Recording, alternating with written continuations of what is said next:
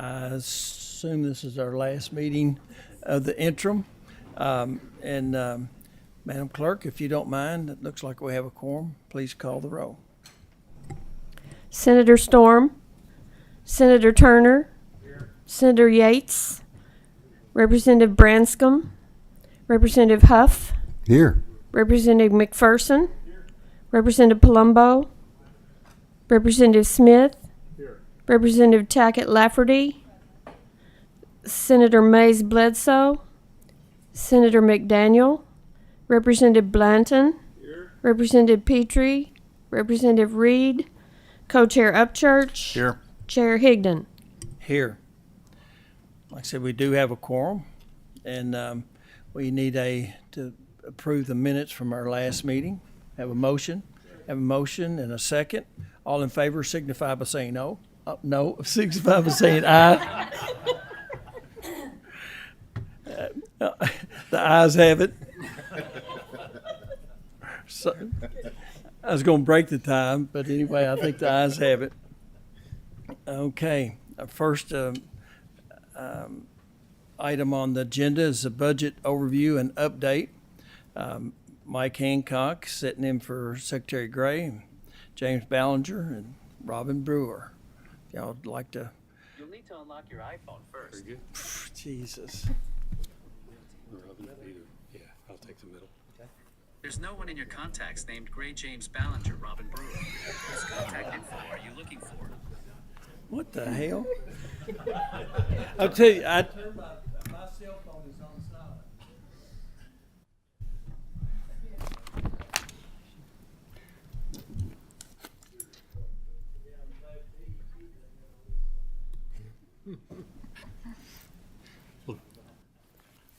I think we're good to go here. Okay, if everyone here knows you, but for the record, Yes, sir. please introduce yourself for the record and please proceed. All right. Thank you, Mr. Chairman. Assume you all can hear me okay. I think the mic's Pull it a little working. closer to you, Mike. Okay, will do. Mr. Chairman, I really appreciate you breaking the ice for us there. That was good. I appreciate that. Good morning to you and all the members of the committee. It's my pleasure to be here this morning. Unfortunately, Secretary Gray cannot be with us. He got called away at the last moment, and I told Representative Blanton, I said, Secretary called, he said, can you stand in for me today? And I said, gulp, yes. So anyway, I'm very happy to do this, and I am Mike Hancock. I'm the Deputy Secretary for the Transportation Cabinet, and with me today I have James Ballinger, who is our State Highway Engineer, and I have Robin Brewer, who is our Budget Director for the Cabinet. So we have a good group here before you today, and hopefully be able to not only make a good presentation, but also entertain any questions when we're done. So let me, before I turn it over to James, the Secretary had asked that I share some thoughts with you, and so I wanted to do that quickly if I could.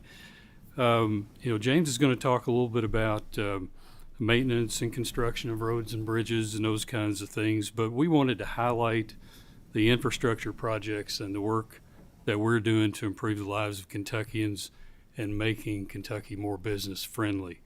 That's one of the things that we see as a big part of our existence. Any mention of the state's investment in transportation may bring to mind the images of bridges and highways. That's what we typically think about. But the investment is much, much more than that.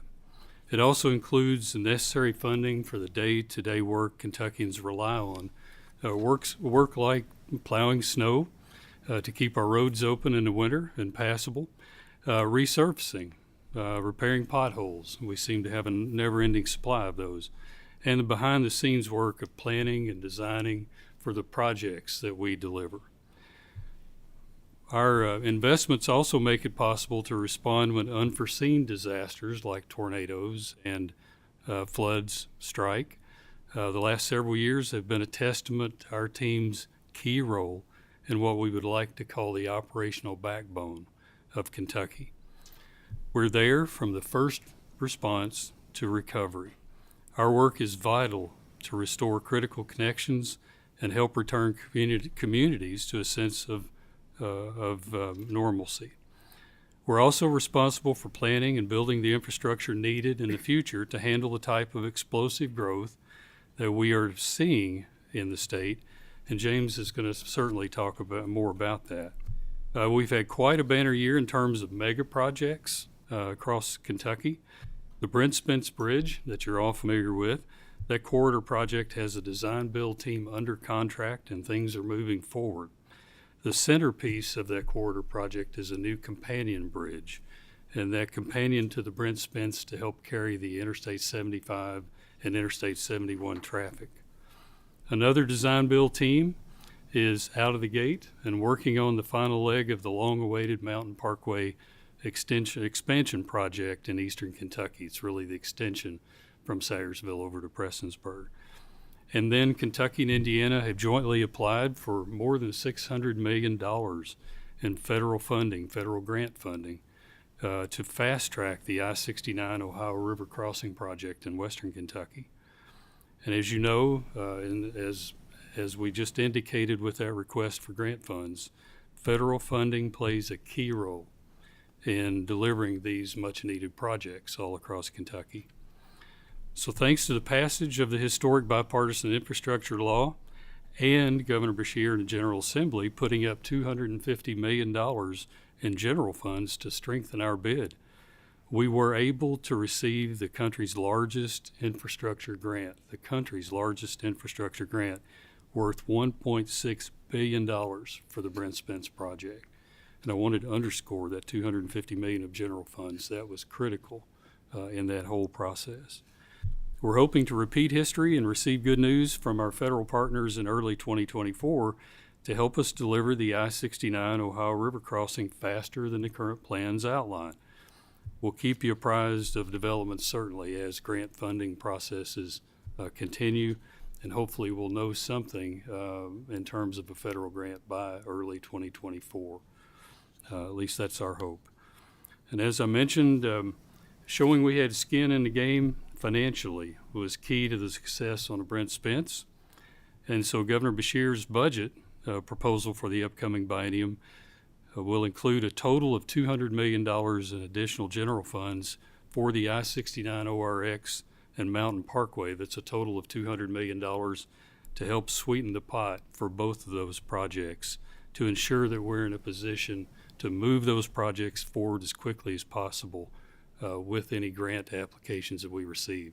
And we're incredibly hopeful that that additional money will encourage or entice the Federal Highway Administration and USDOT to continue to invest in Kentucky.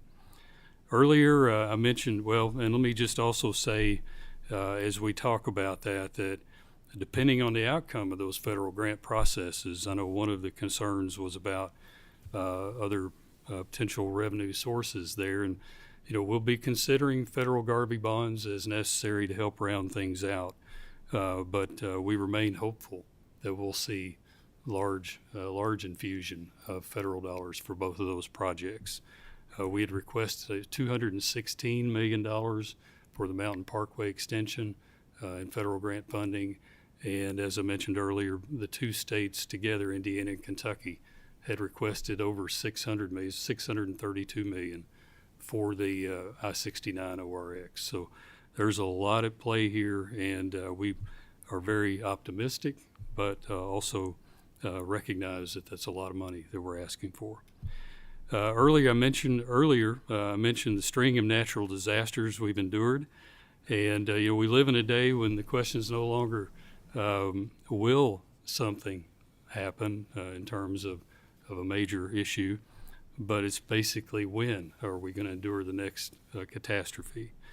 And so the governor's proposal also will include $50 million in general funds to beef up our contingency funding to help repair critical and poor condition bridges in communities across the state when our local officials request help. And so we're looking to have a pot of funds that can be used expeditiously on bridges, bridge replacement, bridge repair. And we think that would be a great investment. What we're hearing from the counties is that that'd be very positive, and cities. In the eyes of Kentuckians, it really doesn't matter if it's state or locally owned. Good transportation serves everyone. And we're just focused on doing the right thing and being a good neighbor for all of the folks that we serve. We could go on and on about how the state's transportation investments make a difference every day by making commutes for our people safer, shorter, and more efficient. If 2023 is any indication of the forward-moving work that's happening all across Kentucky, then we have a lot to look forward to in 2024. So to give you a look at what happened in 2023 and some of the highlights of our past year and some thoughts as we look ahead, I'll turn it over to James now. So James, cheers. Let me interrupt Yes, you sir. there. Absolutely. Chairman Blanton has a question. Yes, sir. Thank you, Mr. Chairman. Thank you, Deputy Secretary. Just to key in on the $50 million request on the bridges, are y'all looking at a pot of money that will essentially just sit there in case there's an accident, or is it something you're going to go ahead and start repairing? Because we got a lot of old bridges across the state that are in need of repair. Are you going to go ahead and start utilizing that, or is that going to be kind of basically a savings account, so if something happens, we've got it? It's a little bit of both, depending on how you look Well, we at need it. both. So. Yes. And the real issue, many times when we have a local community or a county that has a bridge issue, and all of you know this, I mean, we've talked to almost everyone on this committee about these things. We're often limited in what we can do with the resources that we have available. So this is funding that's specifically targeted toward counties and cities, and it would give us the ability to be more responsive when those needs arise. We're also going out, and my understanding that the plan as this comes together, we're going out and using the Transportation Center at UK to work with local communities and counties to help them understand what this bridge program is all about. There will be selection criteria. This is not it's not in any way a slush fund. This is the selection criteria to address needs that are real and that exist and need attention. So that's our primary goal, and my hope is that the funding is sufficient to address these things that we've all frankly wrung our hands over for years. Sure. Very good. Thank you. I just Sir. wanted a little bit better understanding. I like the concept. Good. Thank you. Yes, sir. What this is in addition to the Bridge Kentucky program? Yes, sir. This is in addition to all of our bridge programs that we currently have. This would be administered through the Department for Rural and Municipal Aid, and it would be in concert with counties and cities, and the Department for Rural and Municipal Aid would be working very closely with James's team and the Department of Highways. That's where all of our records are kept. That's where all the data resides. And so any request that comes in will be worked through that process of evaluation and knowing exactly what we're trying to treat.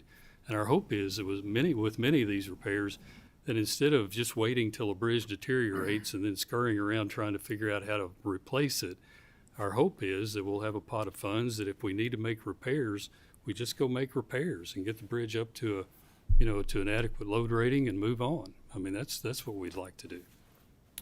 Okay, Representative Smith has a question. Thank you, Mr. Chairman. I appreciate you stopping at this point because in October, I believe it was the 4th or 5th, they announced $1.4 billion in federal grant and had it broke down on where all for it was infrastructure for Kentucky.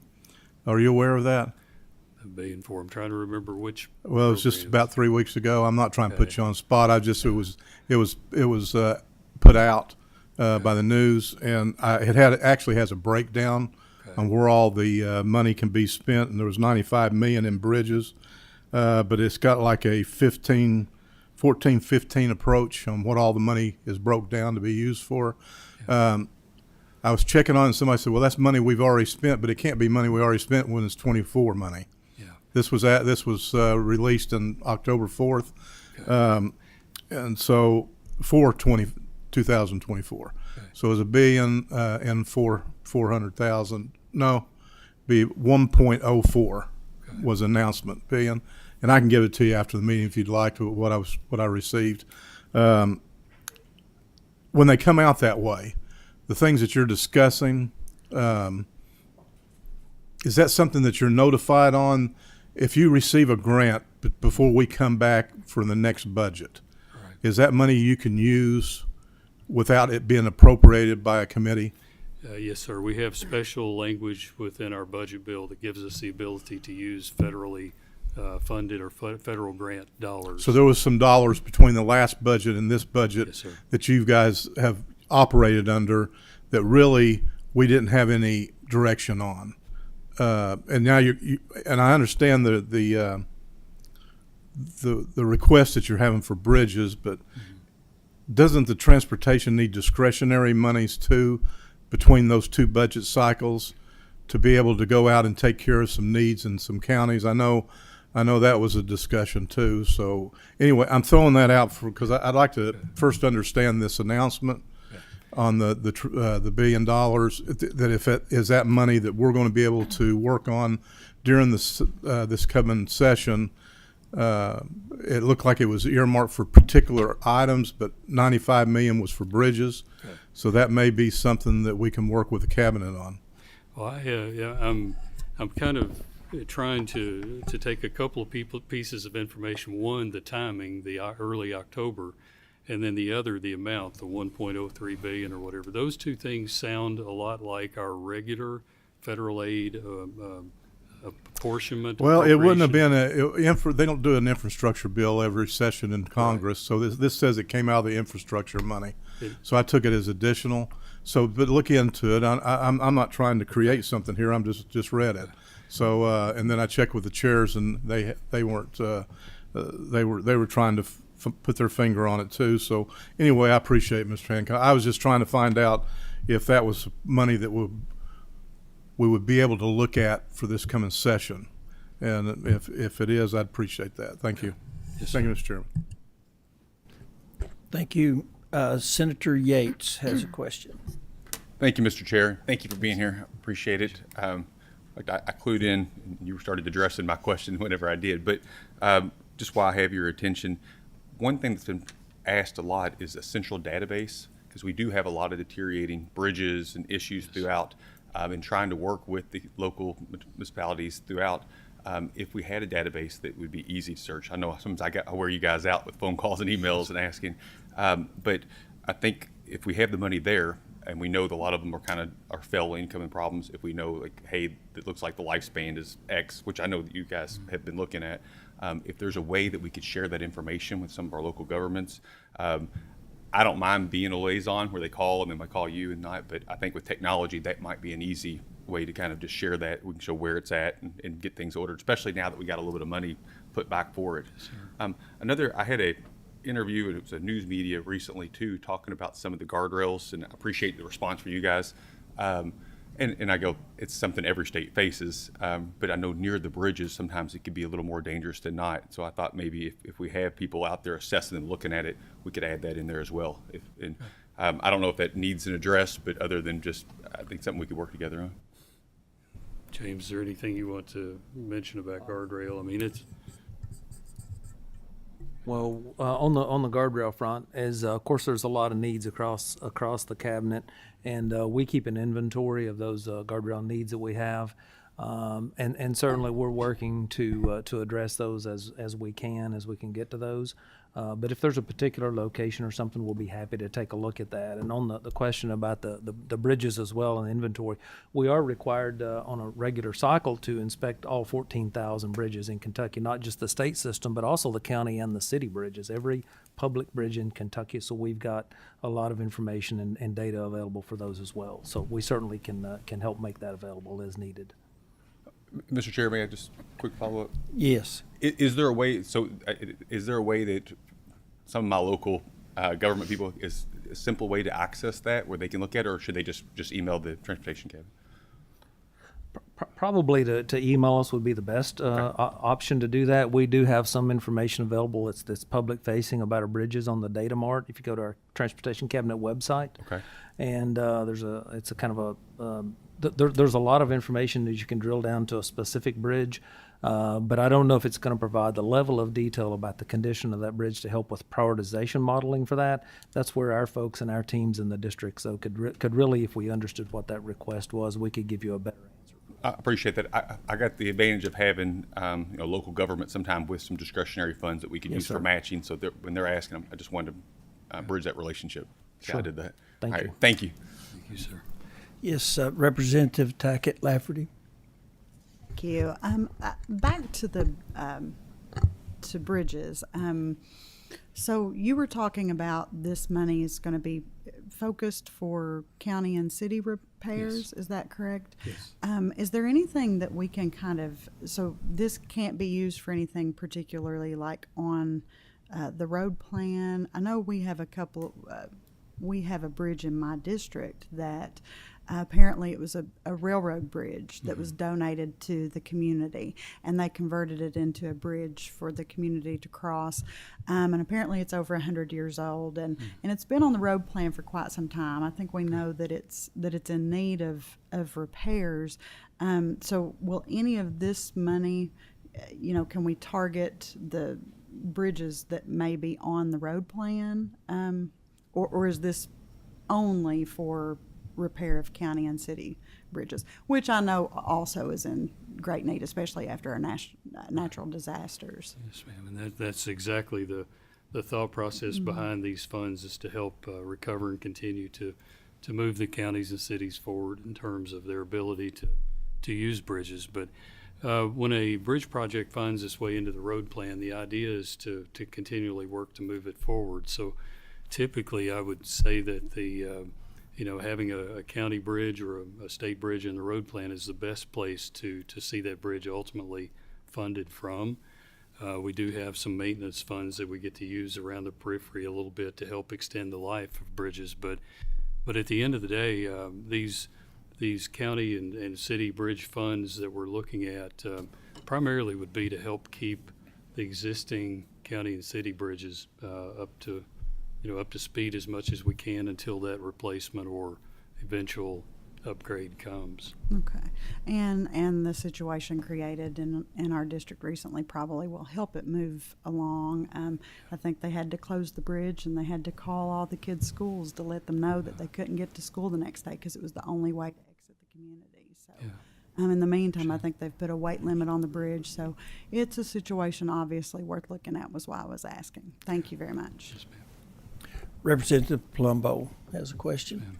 Thank you, Mr. Chairman. I just want to thank you for all the hard work you're doing on the interstate at exit 113, which is my exit.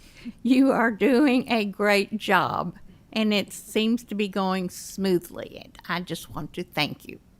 Thank you, Mr. Chairman. Thank you, Representative Palumbo. FYI, probably Fayette County and Lexington had more funds in the road plan, much needed funds in this last road plan than any time that I can remember. So I guess you're seeing those tax dollars at work, so that's a good thing. I don't see any further questions right now, so please proceed. Thank you for the opportunity to be here today, and I hate to cut off all that good conversation and questions that we had going on there, but I'll get to my portion of the I'm sure of the you'll generate presentation. some more. I expect we will, Chairman.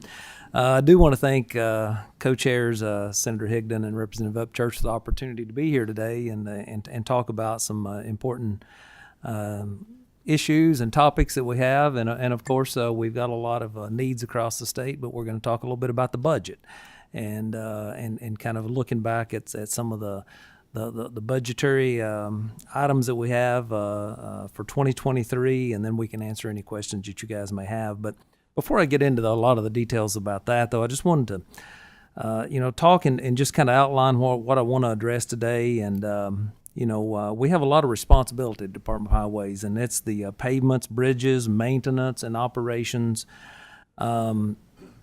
And with these, though, I'm going to be talking a little bit about some of the details that we have there and some of the work and the activities that we have that we do, but also about touching on some of these primary budgetary expenditures that we have and how we approach dealing with some of those projects that we have. And then I'm also going to also highlight some of the accomplishments that we have in the what I call sometimes the often underappreciated area of maintenance and operations within the cabinet. Because as I look at how we do our work and how you guys help us to get the work done in partnership, through funding, is I kind of look at it as like a three-legged stool that we have. And we have, if you think about the three legs of the stool, we have a lot of capacity projects, what I call the capital type projects that we have, and that's projects that are in the highway plan. If we're going to add a new bypass or do something like that. And then we have the asset management projects is what I call the third leg of the stool. And with that, we have to, a lot of times, we have to replace bridges or we have to rehabilitate pavements. And Representative Palumbo was talking about some of that work. We're doing some capacity work there, but we're doing a lot of major rehabilitation of the interstate through I-75 in Lexington. And if you've traveled around the state, we've done a lot of that work this year on I-65. And I drove from my house in Rockcastle County, Northern Kentucky a few weeks ago, and I went through 4 major work zones that we had, and which was a good thing. I think it's a great thing because there's certainly a lot of needs there. But that's sort of that asset management leg of the stool. But also we have the third leg, I like to call it's the maintenance leg of the stool. And we have to balance all of those out. And you can't just focus all of our energy and all the funding on just one area of that, or we'll get out of balance though. So and that's one thing that I've been thinking about throughout my 36-year career in transportation though, is that over my career, we've built a lot of infrastructure in Kentucky. And a lot of I kind of came along at the end of the interstate era, and a lot of that type of infrastructure was new and involved in a lot of capacity projects, a lot of bypasses and things. And so we're in that era where we're looking at those assets though and how we manage those and take care of the infrastructure we've had. And I've heard it many times, and even within this committee though, that we got to take care of what we have too. And that's the balancing act that we have to have on the three legs of the stool that I like to call it. So today I'm going to talk through a little bit of that. I'm going to get into a little bit about our pavements and our bridges and address some of those things and some of the questions we've had in the past there.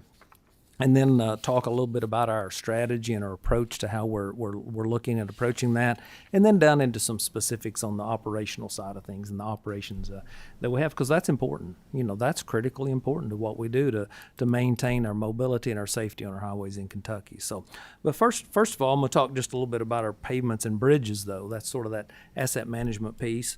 And frankly, as I was preparing for this, though, I looked up some information, and the pavements and bridges in Kentucky represent the Commonwealth's largest capital investment that we have, and it would cost about an estimated $96 billion to replace all of our pavements and bridges in Kentucky, though. So that's a huge amount of capital investment that we have that we got to take care of.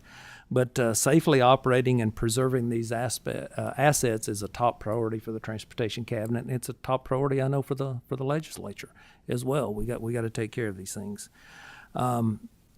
And today, though, as we've moved to a performance-based approach to that, though, and we look at it that we have to manage our pavements and bridges and look at performance measures that monitor the system, they identify the needs, as well as development as we develop investment priorities that we have going forward. So these performance measures are also used to establish budget recommendations and for our pavements and bridges across Kentucky.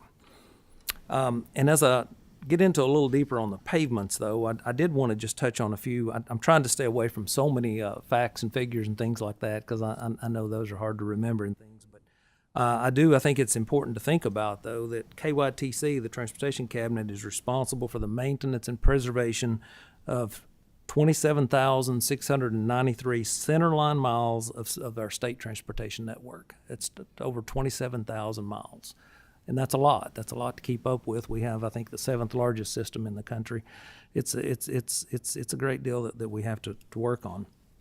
That's broken down between interstates and parkways, our state primary system, and our rural secondary system, as you guys know. And on our interstates and parkways, though, that represents a little over 1,400 centerline miles. and within that, and I'm going to talk a little bit about condition as well as we get into this, though. But of those 1,417 center line miles, that represents 6,000, roughly 500 lane miles.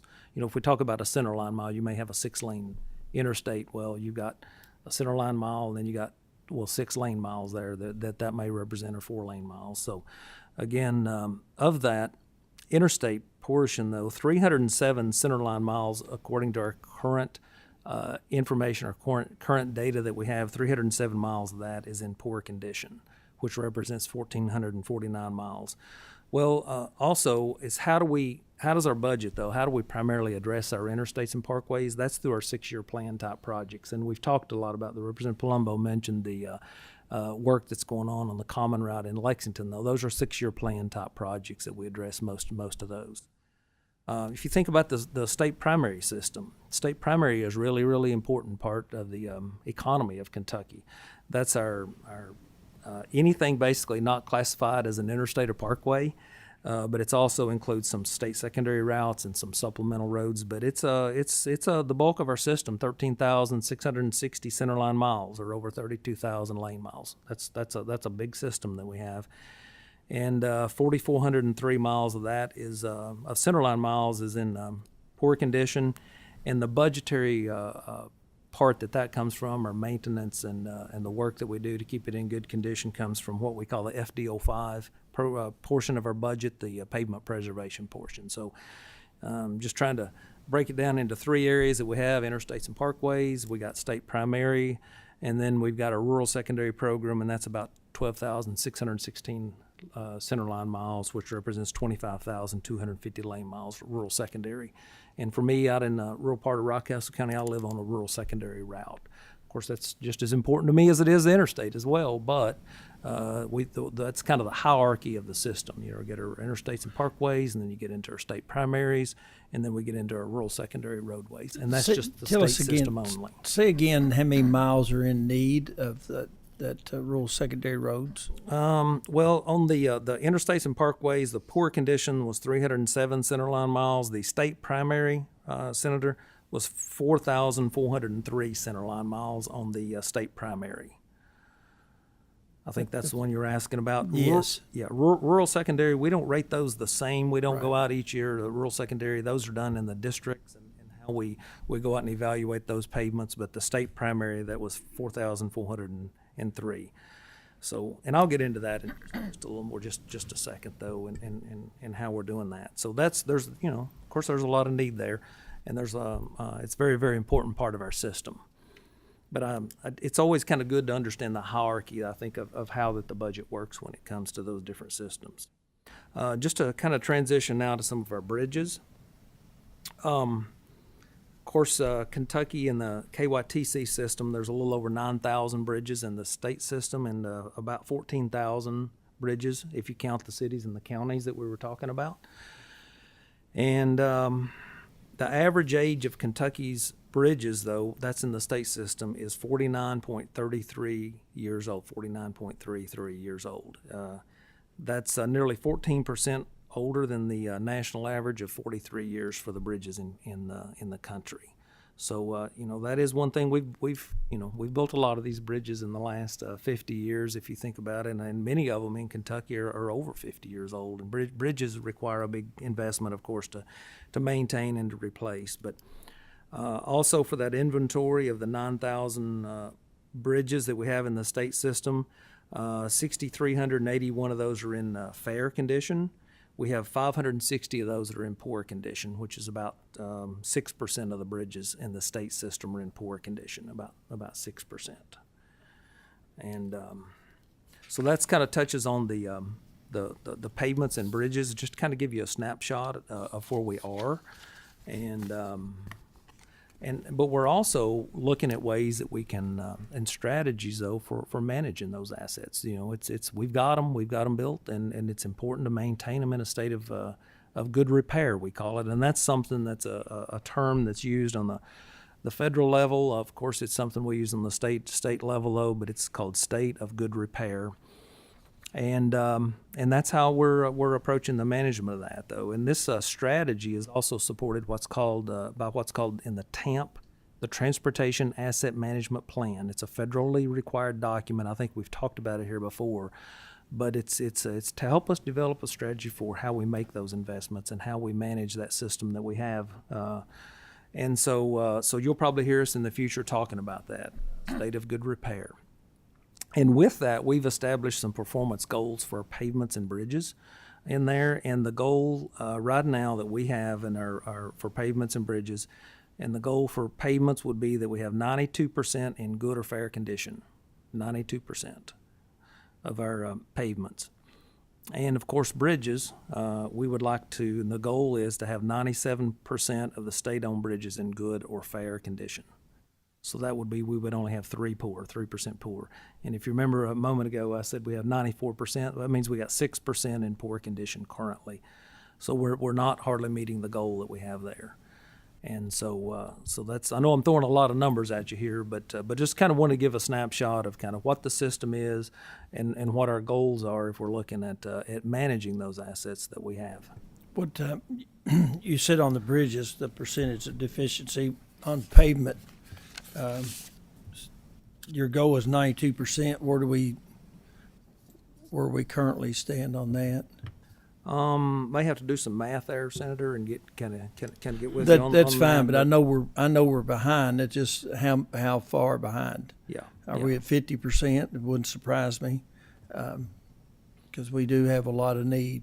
I don't have that number here written down what that is though with the pavements though, but I certainly can do that. And of course with the pavements too, you got the different parts of the system. One system, like our interstates and parkways may be in a different, with more bridges or pavements though that might be in the fair or the good condition, and then with our state primary system may be different. But I can get those breakdowns Okay. to you. Be happy to do that. I appreciate that, because that's something we're always discussing is surfacing. Yeah. Please proceed. Okay, no problem at all.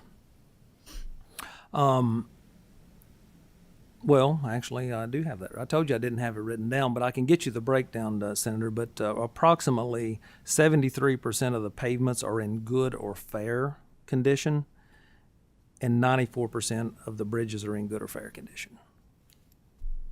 So 73% of all the pavements. But that's collective, though, across all the system. And I think anecdotally, if you think about it, driving around, I think that's probably what I would guess. About 3/4 of them would probably be in that good or fair condition, and then then the poor pavements. But we are addressing a lot of those right now, and with the funding that has been made available, though, is that we're really tackling those, and I think we're doing the very best that we can, given and making those investments, though, and using the strategies that I talked about, though, through the asset management, though, using a data-driven, data-informed process, though, to make the best investments possible, though, that we can to stretch those dollars. But and also just to dive down just a little bit deeper into the what's called the FD05, I mentioned that earlier. That's the 13,660 centerline miles that I mentioned earlier that we talked about in that state primary system, and frankly, you guys, we get a lot of calls about that system as well. If there's a complaint, a lot of times that's where we receive complaints from. It's that state primary system, and that's where the FD05 funds come in, and that system, though, it's a challenge to manage, because a lot of times those roads were maybe just an old farm-to-market road. It was a trail somewhere, and over time they've been paved. A lot of them may have been back in the 40s and 50s, though. They were much narrower than they are today. We've widened a lot of those roads out, and we've got a few out there that I'm familiar with that had they were a 20-foot wide concrete pavement, and over time we've added a few feet to both sides, maybe some shoulders, maybe not. And then we're trying to maintain those. And as we've seen a lot of the economy grow, a lot more development, a lot more folks are living out in the rural parts of Kentucky, those become really important highways to people. It's not just a farm-to-market road anymore. They become an important part of the system, though. So managing that is a challenge, though. And as we talked earlier, about a third of that system is in poor condition, though, currently. And this is a number that we've talked a lot about. You guys have asked us this about. The current anticipated resurfacing cycle for those MP pavements is about 15 years currently. It's 15 years. And that's grown some over the last few years, though. It's we would like to get to those a little sooner, but we're certainly going to take care of every poor condition pavement that we can out there. We're going to stretch those dollars as much as we can, but currently we're at a 15-year cycle for those state primary system pavements. I'm sure you have some 20-year-old roads out there. We've got a lot of those too, though, those 20-year-old roads. And frankly, I would love to see our roads last 20 years, though, if we can. I think that's another goal that we're trying to do, though, is we're doing everything we can. We're working hard using innovation. We're using everything that we can to extend the life of our pavements, because we know if we can extend the life of a pavement 1 year, though, that's another pavement somewhere that we can repair. That's another pavement. That's another bridge we can fix. That's another something else that we can do. So we work hard every day on innovation, looking at ways to extend that life. We've got a lot of good folks looking at that today. But we're also we don't always, like I said, just look at it as the paving cycle, which is it's an important measure. But we're looking at that state of good repair. I want to keep focusing on that, because as we do our evaluations of our pavements and bridges, though, that's what we're really focused on as a performance metric, is the state of good repair. We had an interesting conversation yesterday about wrap and milling, and it was quite a good conversation. Good. Yeah, we're certainly open to any ideas or suggestions or anything like that can help extend the life of our pavements and our bridges too. We're currently working with the Federal Highway Administration and looking at some ideas for how we can extend the life of our bridge decks, so how we can make our concrete last longer. We want to make our pavements last longer, because as we talked about earlier, though, that's a huge part of our capital investment that we have in Kentucky. And if we could just make those last, just 10% longer or 20% longer, though, it would really stretch those dollars. So we have our team is looking at those things every single day as a goal. So, okay. Sure. Please proceed. Okay. Well, anytime. Thank you. And as we were talking about earlier too, as I mentioned, the three legs of the stool, you've got our capacity, our capital kind of projects, and we've got our asset management, and then we've got our general maintenance that we do. And I'm going to focus on that just a little bit too, because that's a big part of the budget, and frankly, it's a real critical part of the budget that we have. Though we have to keep our system operating safely and efficiently, though. And just some of the examples that we have to deal with is we've got to deal with mitigating rock falls, and I know in eastern Kentucky that's a big thing that you guys have to face. Mowing is a big expense, but we have to take care of our roadsides and the mowing.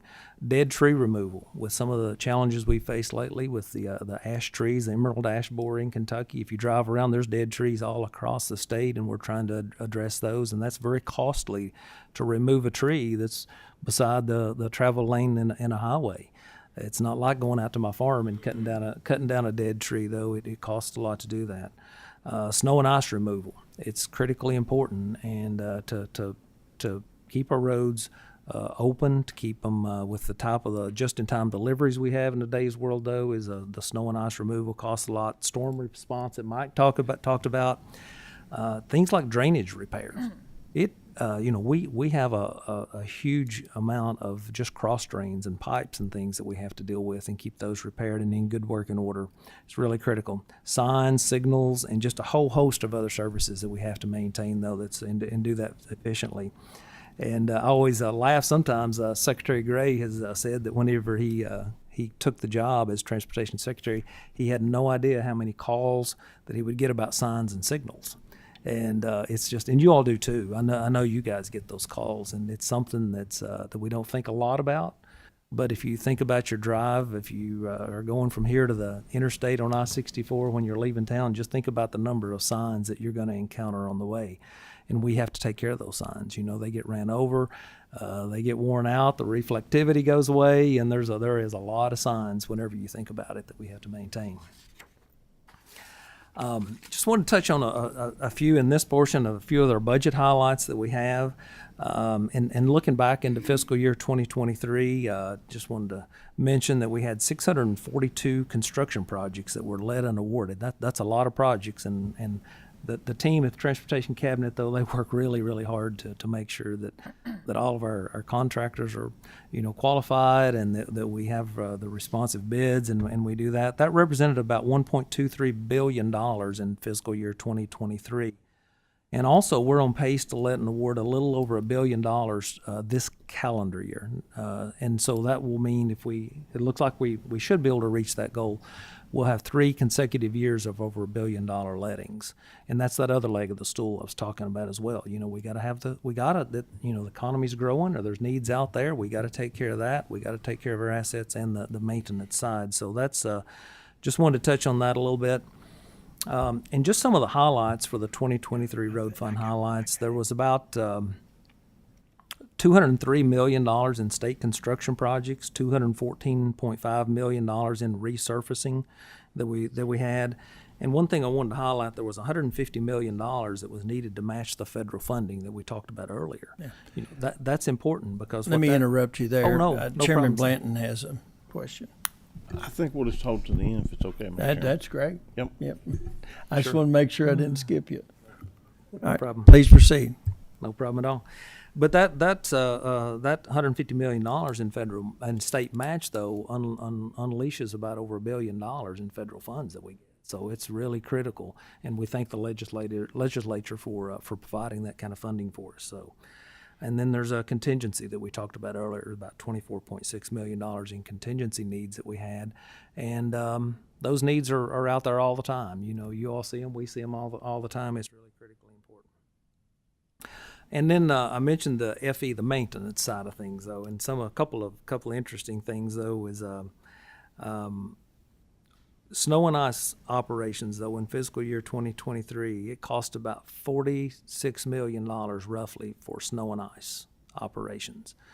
And that's, if you think back into 2023, we didn't have a really big winter either that year at all. We started out with some snow, and we started out with some cold weather, but overall it was fairly mild. And that can range up to, you know, if we have a tough winter, though, we can get up to about $75-80 million of expenditures, and that's for things like buying the salt, buying the chemicals, just getting the contract trucks ready to go, and just buying our equipment. There's just a lot of cost in that, and it seems like a lot of money, but what's the cost if we don't plow the snow, if we don't take care of the roads in the wintertime with all these just-in-time deliveries and where we are today, though? It's critically important to do that. And so I just wanted to highlight that it was $46 million. And just a couple of quick facts that I always like to think about. KYTC has about 1,000 snowplows that we have ready to go. We have about 400 contract plows that are at our disposal, which represents about 1,400 plows that are available in the wintertime. And, you know, that's we have to stockpile a whole lot of salt and buy a lot of chemical to be ready to go. But we're ready to go this year. I always like to report on that. By November 1st, though, all of our district engineers has to tell us, have to certify that they're ready to go and for snow and ice season. So that's just a couple of highlights when it comes to some of the budget items. And as we kind of drill down into the maintenance side of things, though, I just wanted to just take a second, if it's okay, and just touch on a few things that our guys do, just to talk about the importance of our budget and what that means. If you think about our division of traffic and traffic's things like signs, signals, and those kind of things, though, we in 2023 we repaired about 220 large panel signs on our freeways and interstates. We purchased about $7.3 million worth of materials, which includes like things like signal poles, cabinets, traffic signal controllers, signal heads, wire, just all those things to keep all the signals up and operational. So, you know, that's $7.3 million worth of things we had to buy to have on hand. And when somebody knocks down a signal pole or something has to be changed out, though, it's a costly endeavor to do those things. But it's really critically important. We got to have that stuff ready. In 2023, they installed about 250 new, what we call a 2070 traffic signal controller. And if you think about it, everything's upgraded anymore. You know, our phones are upgraded and everything like that. The traffic signal controllers, when I started, used to be called an old 170 controller, and they're a 2070 now. these signal controllers, they talk to each other, they communicate, wirelessly. It's the technology has changed so much since I started. Since basically you had an old fixed time on a traffic signal somewhere. Now these are all have time of day plans, and they're all really, really technically capable of managing the traffic in a safe and efficient manner today. So we have to change those out. So we did 250 of those.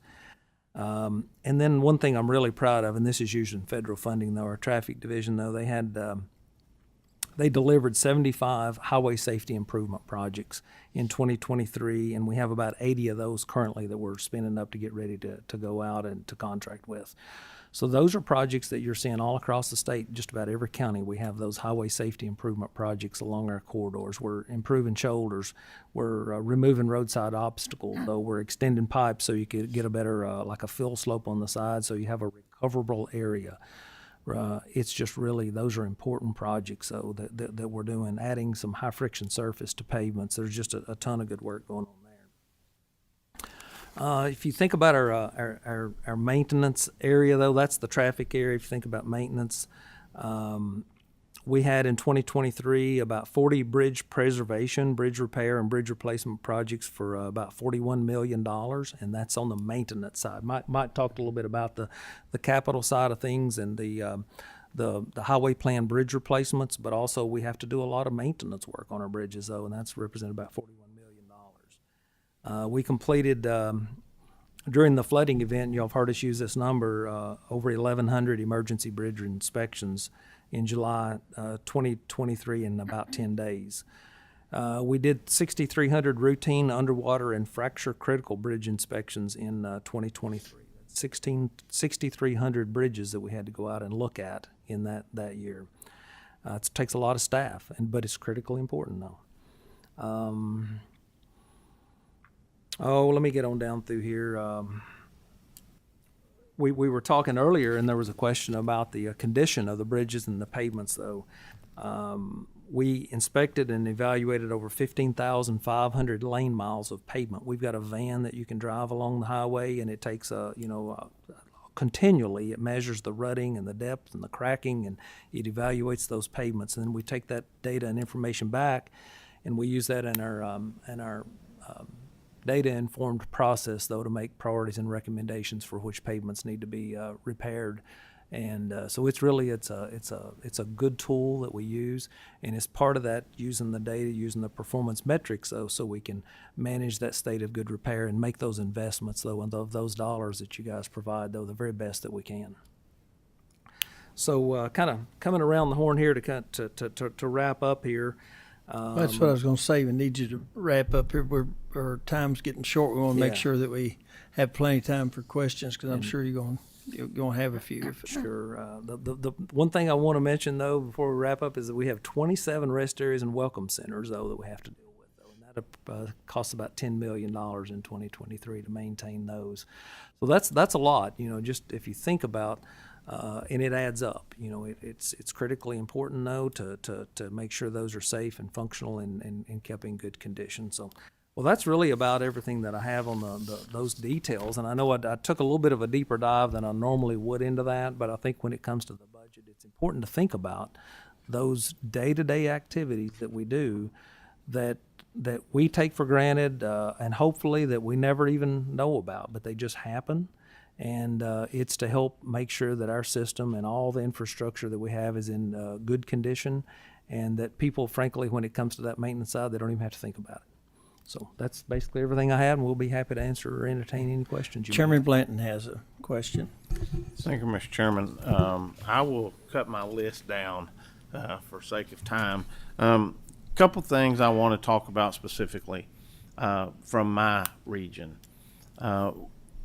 Seemingly over the last 10 or 15 years, we've been seeing something happen more commonly than I ever remember, and that is slippage out from underneath the blacktop surface, which is causing drops. And they're using piling generally to come in and drive piling and refill that and then resurface. And so what I've experienced in District 10 is we contract with a company that drives piling, and I think, and I may be wrong, but I think there's only one company in the district that does this. And so I understand some have a greater priority because of damage than others. Then we're dealing with weather setbacks. And so sometimes it takes long, extended periods of times to get to these situations. And I'm not faulting my folks in District 10. They're doing everything they can. I guess my question is, have we considered, is it worth the investment of us having our own equipment to be able to do this, to expedite and repair these roads? Because some of them get so bad that school buses can't get by and are on heavily traveled roadways, and it just causes a lot of delays in those particular areas. And I think all of us from my region of the state probably see these in their counties. And again, it's no fault of our barns in those counties. They're doing what they can, and the districts they're in.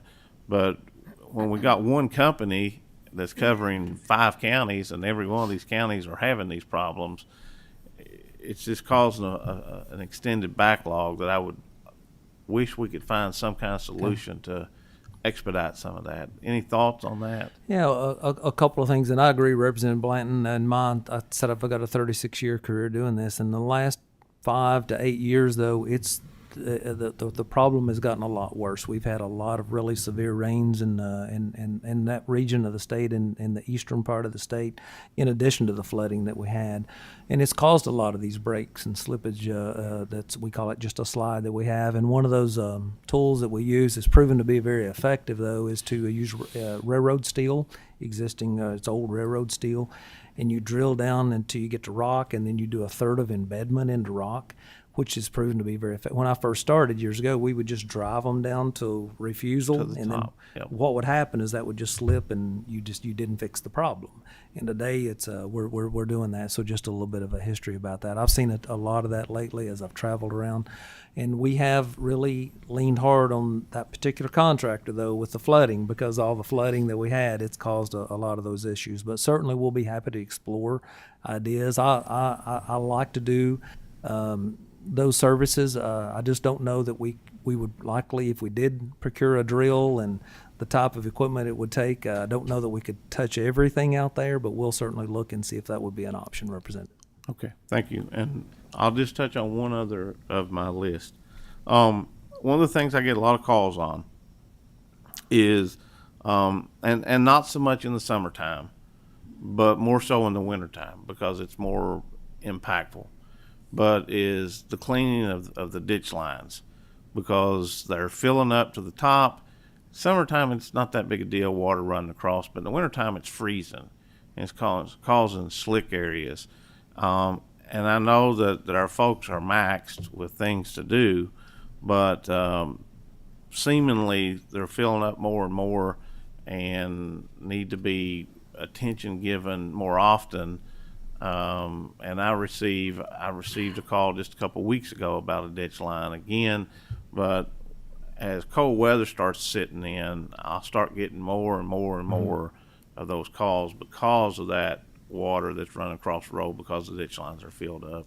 Right. Do we try to maintain a certain number of miles per year, or is that just as we can? How does that work? As a part of this, looking at it from the TAMP, the Transportation Asset Management Plan, is yes, we are starting to focus on our drainage and our ditches. And as an example, we now have a pilot where we're gonna look at do a small drainage inventory. You know, I said earlier we inspect all of our bridges, and frankly, we don't have a good inventory today of all the drain pipes. And of course, the ditch has to drain to a drain pipe somewhere, and what happens? The ditch fills up, or if the drain is stopped up, then it causes the ditch to fill up. So that is an area that we've identified as something that's really important, because if you think about the pavement life and extending that out, we need to get that water off the roadway and out of the ditches, because all that does is it harms the longevity of that pavement. So yes, we're taking a special effort to focus on that particular issue, Representative, and we will certainly look at ways that we can improve in that area of the drainage. Thank you, Mr. Ballard. Thank you, Yes, Mr. thank Chairman. Okay, Representative Smith is next, and we had to start being brief on our questions and responses to make sure we get them all in. This is a follow-up from the last, I believe last month, Mr. Chairman, real quick. I'd asked for a request for an EV on what tax it would take to bring us up to the loss from gasoline to electric. If the administration can come up with something before January to give us a formula, we've addressed the formula. I believe, as the chairman stated when I made the statement, that we've started trying to grasp that loss. If you could come up with a request to fill that hole on what we'll be losing in our tax dollars from our gasoline tax, I'd appreciate that information. Thank you, Mr. Chairman. Thank you, Representative Smith. That's a very good question, because that is we'll be talking about that for years to come, and and we'll make changes every year, because I don't think any of us know what. Mr. Chairman, real quick, I think with the information that they have in-house is a lot broader than us trying to research it. So that's the reason I think it would be good coming from the administration. I agree. I'm just saying we'll have this conversation quite often. So thank you, Representative Tackett Lafferty. Thank you. I'll try to keep this brief. I do want to follow up to something that Representative Blanton asked, though. I understand that the state doesn't typically clear our ditches and our roadways. Is that correct? Well, our ditches, but how, like the creek beds and the river sides, who would we contact about maintaining or taking out or dredging? The dredging issue, I think the dredging issue is a major issue, especially we saw during the flood. And when I contacted the State Department, I basically was told that a lot of times the State Department doesn't handle those type of cleaning those areas unless it's creating a hazard, such as water over the road or damage to a bridge because of garbage or something like that. Who would you suggest that we reach out to in situations like that? For instance, would it be the county, or would it be, do you have any suggestions? It could depend on the location, of course, and in the interest of time, we can get you a more robust answer for that. But it could be the Corps of Engineers. It could have some jurisdiction for that. Mm-hmm. It could be the state. But if it is impacting a bridge or roadway, it could be something that we may be able to address under our permitting that we have. But it's really complicated with when you start getting involved with streams and waterways in Kentucky, and it all kind of depends on the location. Okay. Thank you very much. Okay. I do have a question about shift. We talked several times about incorporating the shift scores into the road plan. Hopefully you've been able to do that. And we're starting to see the shift plan, and thank you all for your work on that. We had a little snafu early in the week, and you all are taking care of that, and we appreciate that. And I appreciate Colin and Morgan, all the work they've done on trying to communicate with you all. I know you hear a lot from them, and they do a great job. So thank you for sharing information with them. There is a wage issue out there that I've called several times on, and want you all to be I know you're aware of it, but we have and good news, bad news. The good news is we gave a lot of these entry level jobs, we gave them, we increased the base. Unfortunately, the bad news is that now the new guys are making, or ladies are making, more than some of those workers been there 10 and 15 years. We've got to address that, because that's not a good morale, not good for morale, and we hopefully you'll get that resolved for us. Appreciate that, Senator. I know we've talked about a couple of situations, and when you get that inversion, though, it can create those issues. It does, It certainly can. We can look at those as we can in each individual case. So if you guys have those issues, send those to us. But we're looking at ways to address that currently. Yes, sir. Well, I think it you know, it needs to be something, it's okay to try to do it individually, but like I said, when I tried that, I didn't get very far either. So let's look at it as the big picture. More globally? Okay. More globally, yes.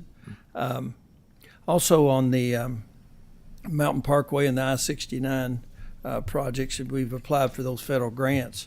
On the and I think you're looking for, in the Mountain Parkway, 72 million general fund, 72 million in road funds for that federal match. And also, I think your grant was 216 million is what you're asking for. That's correct. And we've already pretty much let that contract. What do we do? Where are we going to be if we don't get that federal grant? Because the ball's already rolling on that. And Yeah, the contract that we've put together to gear up and get ready for moving that project forward has what we call off-ramps. If the funding does materialize, we can take action to either scale the project down. I hope you don't have to implement that off-ramp, but I was just curious where we went if we didn't, because hopefully we get both those grants and we do get to get that done. Agree. Both those projects are like the Bench Bridge. We've talked about them forever, and we have a bust open a bottle of champagne when they're done. That's good. I've been here 21 years, and I can't remember a year that we didn't talk about. Well, I-69 is fairly recent, but the Mountain Parkway and Bench Bridge they've been around a long time. What type of cost increases are we looking at in this budget versus our last biennial budget? As James, I'll jump in if you want to add to. As we put the highway plan together, we've asked all of our project management staff out there to look at the costs for all of their projects, review those closely, and give us the very best estimates they have looking forward. In terms of percentages, we haven't rolled those up yet to really take a hard look at that, but I can tell you that the costs are up for sure, as we've talked about. Okay. Well, and for the sake of time, we're going to have to get to our next item. Robin, I'm sorry you didn't get to say anything. Oh, I'm just here really to keep them in line. Okay. So. Well, you do a marvelous job. Okay. Next up, we're going to have a conversation about the Louisville bridges. Yes, sir. I'll stay at the table with you if that's okay. Yes. Okay. They want Robin to stay there. Okay. Amanda's like, Mr. Chairman, if you don't mind, I'd love to do a brief introduction here as we talk about the Louisville bridges and the current toll rates and other things there. I just want to take the opportunity to introduce someone who is near and dear to us, someone who's taking very good care of the bridges. Amanda Spencer is an assistant state highway engineer with KYTC. She's doing a great job, in my opinion, working on the she is the Kentucky manager for the RiverLink tolling project in Louisville. She works hand in hand. I've seen this multiple times, and earlier this week we had a meeting with Indiana. I mean, so much of what we do is tied together with Indiana. We have to be joined at the hip with them, and Amanda just does a tremendous job. We also have her heavily involved in the I-69 ORX project down in Henderson, Evansville, so she's juggling multiple responsibilities. The cool thing about the Louisville bridges, at least it has been to us, maybe not so much to Amanda, is she actually lives in Louisville. So she's one of the people who uses those bridges, and I assure you, if there were issues in her mind, we'd be hearing about them first and foremost from her. So I just want to turn it over to Amanda and let her kind of give you a status of where we are. So Amanda. Thank you. Good morning. Yes, please. Yeah, You have to make sure your mic's on, and please proceed. You have about 5 minutes. Perfect. I've got about 10 minutes of content that I can deliver in about 1 minute. Okay. Here we go. I was asked to speak to if the Louisville Bridge's toll revenue is sufficient to meet our obligations, and I'm happy to do that. So just very quickly, Kentucky and Indiana partnered to build this project. We've been tolling since December of 2016, so coming up on our 7th birthday here this December. And KIPTIA financed and KYTC constructed downtown the I-65 North Bridge, the new Lincoln, rehabilitated the I-65 South Bridge, the Kennedy, and untangled Spaghetti Junction. The Indiana Finance Authority, the IFA, financed and NDOT built out on the east end, the I-265 Lewis and Clark Bridge. These projects are, of course, critically important to both states, and the toll collection and distribution processes, they're uniquely intertwined. In Kentucky and Indiana share both the toll operation cost and the toll revenue. We share that equally. Now, the toll revenue in Kentucky can only be used to fund the various reserve accounts as required in the trust indenture to service the debt, and that's the toll revenue bonds and the TIFIA loan, to maintain the assets and then to operate the toll system, including the customer service operation. In fiscal year 23, we saw about 35 million crossings on the bridges, about 96,000 per day. To get right to your question, the project has performed well.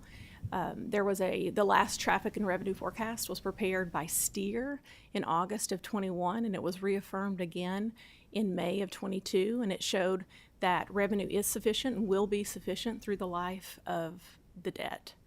That May 22 report, it restated STEER's positive view of the project. I believe that was the chief concern, but I'd be glad, that's all I had in prepared remarks, but I'd be glad to take any questions. And that's very good. My understanding, we took in about 70 million. Yes, sir. And our debt service was 33 million. So that leaves, we're spending less than half of what we're taking in. And I guess two concerns. One is we continue to raise every year we had a lot of pushback last year when I think they took an 8 or 10% increase. And then, of course, this year I know we'll take another one again, probably be 3%, 2.5 I think is the minimum it says. So it'd be nice to give those folks in Louisville and Jefferson County a break and suspend those increases for, short time, a couple of years. I don't know, are a year to year, and I know that's in some sort of agreement that we have, but when we're looking at northern Kentucky with Bent's Bench Bridge, it's not going to be towed, and we're looking at Louisville where the citizens there are paying really, I guess a lot of them are Indiana folks. So I think that's something we should be considering. With that said, could you kind of let us explain to us that you said that there's only a few places you could put the extra revenue. What are we doing with that? Are we paying down the debt? Could you explain what's going on with that? Oh, I'd be happy to. So there's a calculation each year based on our revenue, what we think we're going to have for the next year and what our budget's going to be. There's a calculation done to determine how much has to go into those various reserve accounts, going all towards future needs. And then there's quite a bit of revenue that is required for the operation, so I'll just touch on that. There's the back office operator. So that's largely the technology that's doing the work of transaction processing, identifying who is the bill, who owes the bill, and creating that invoice. There's the hefty customer service operation. We're very proud to have just established in Louisville a local call center with 70 new local jobs. These are the people that are answering the phone and the emails and the chats and helping our customers, resolving disputes and that kind of thing. There's the roadside operator. We just hired a new roadside operator that'll go live likely in early December, and they've installed on new gantries, new cameras, sensors. Someone just mentioned, I think James, how quickly the iPhone gets outdated. Same thing with this type of equipment. So as it was sort of facing the end of its life, we just installed all new cameras and sensors and that type of equipment.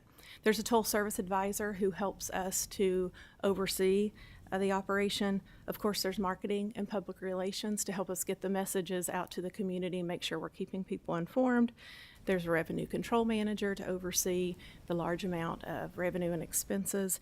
And of course, our personal favorite, the attorneys. KIPTIA, IFA, KYTC, and NDOT have attorneys. And I hope I haven't missed anybody, but hopefully that gives you a sense of the type of expenses that we are seeing. Okay, with all those expenses, do we still come out in the black? Yes. And approximately how much? I did not pull those numbers. I will be Okay. happy to get them for you. It's varied from year to year, depending on, we've had a lot of transition this year, but we've been in a good position. Okay, one last question. You hired 70 people for a call center? Yes. A lot of complaints. Well, 70 people? And I think that goes back to the 96,000 people a day that cross, that they're calling to get, to get transponders, they're calling to pay their bills, and that type of thing. But you just added those, you said. Well, this is the amount that the new vendor who's handling the back office and customer service operation, this is the amount that they determined was necessary and that they brought onto the project. The previous vendor, their call center was in Muncie, Indiana. I'm not sure the numbers they had. My sense is that it's a similar sized operation. Okay. Thank you very much. Senator Turner, you got a final question? Thank you, Mr. Chairman. Thank you all for what all you've came and said to us today, but I would like a breakdown, a printout breakdown of all that information you just gave from the beginning to show if this cost is continued to increase. Yes, of course. Because I had something to do with the toll roads in eastern Kentucky and western Kentucky back many years ago when I was in the House. And I like to see that data to see what we're projecting from way down the road. Whether we can use some of that to prepay, or I'd just like to have all that data. Of Just for course. review, and then I'll have questions, maybe not. Thank you, Mr. Chairman.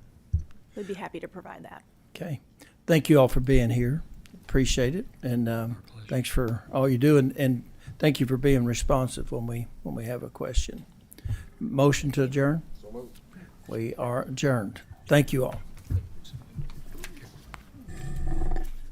Thank you. You did wonderful. I appreciate you keeping me in line.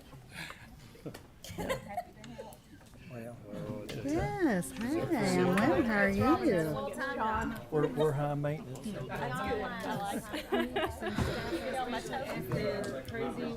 Savannah. Yes, absolutely. Thank you.